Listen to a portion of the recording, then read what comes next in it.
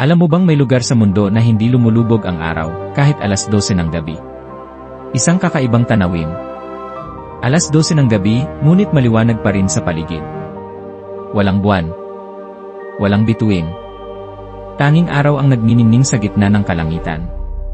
Ito ang Norway, ang bansang walang gabi. Isang lugar kung saan ang gabi ay hindi dumarating at ang araw ay tila nakalimot lumubog.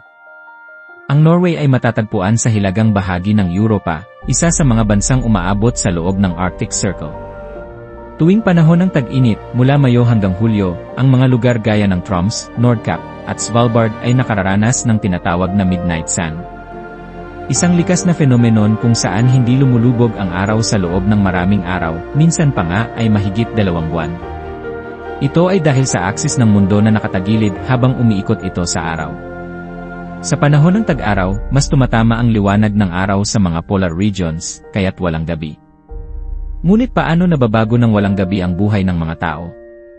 Sa Norway, ang liwanag ay hindi hadlang sa pahinga, bagkus, ito ay naging bahagi na ng kanilang kultura.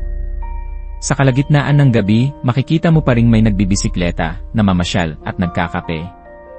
Ang mga bata ay naglalaro sa labas, ang mga magulang ay tahimik na nakaupo sa mga parke, at ang kalikasan ay tila muling nabubuhay. Ang midnight sun ay hindi lamang isang pangyayaring natural, ito rin ay panahon ng pagdiriwang. Dito ipinagdiriwang ang Midnight Sun Marathon, mga outdoor concerts, art exhibits, at mga pagtitipon sa ilalim ng walang hanggang liwanag. Ang musika, sining, at panitikan sa Norway ay madalas na tumatalakay sa relasyon ng tao sa kalikasan, at sa liwanag na hindi nawawala. Sa panahon ng Midnight Sun, natututo ang mga taga-Norway na pahalagahan ang bawat sandali. Ang araw ay hindi lang simbolo ng enerhiya, ito rin ay paalala ng pagkakaugnay ng tao sa kalikasan. Sa bansang walang gabi, natututo ang mga tao na magpahinga kahit may liwanag. Natututo silang mabuhay sa pagitan ng araw at gabi, sa pagitan ng gising at panaginip. Ito ang Norway. Isang lupain ng liwanag, ng kababalaghan, at ng kakaibang kagandahan. Isang bansang nagpapaalala na minsan, ang gabi ay hindi kailangan upang ang buhay ay magpatuloy. Kung nagustuhan mo ang video na ito, huwag kalimutang mag-subscribe para lagi kang updated sa mga susunod nating video.